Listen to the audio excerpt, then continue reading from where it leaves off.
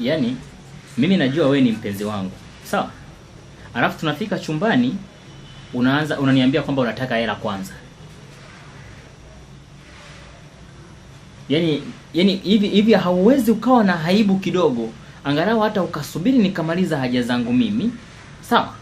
Kwa sababu mimi najua wewe ni mpenzi wangu.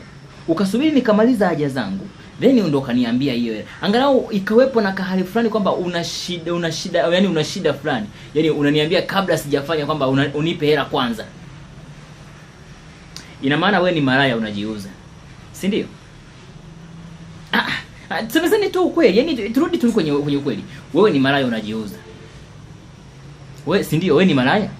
Si wewe ni malaya? It's okay. Haya, nimekupa hela uliyoitaka. Nishakupa hiyo hela. Na mimi nimemaliza haja zangu, nimetoka, nimeondoka. Sasa kuna nini tena hapo? Naanza kutafutana tena kwenye simu.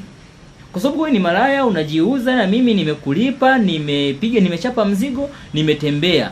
Kwa hiyo kutembea mimi kama ni mwendo wa kununua malaya, basi naenda kununua malaya mwingine. Kwa sababu kama ni system ya kununua malaya kawaida, mnapokuwa mmemalizana, haina haja ya kutafuta sasa. Ina maana hata kuwepo na haja na namba za simu. Sema tu ni vile kwa sababu nilijiaminisha mwanzo, nikajua ni mpenzi, ndio maana nikachukua namba za simu. Ila kama ningejua mapema wewe ni malaya, mimi nafikiri kusingekuwa na haja ya namba zako za simu.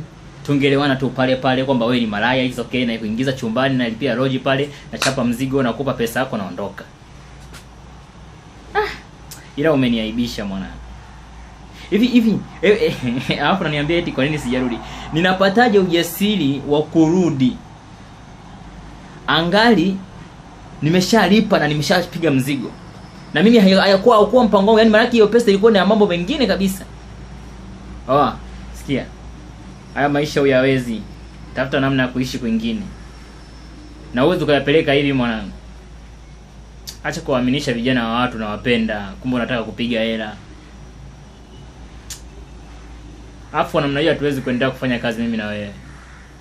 Hatuwezi. Yaani umenisurprise. Wewe unasema eti wewe unasema umeona maajabu.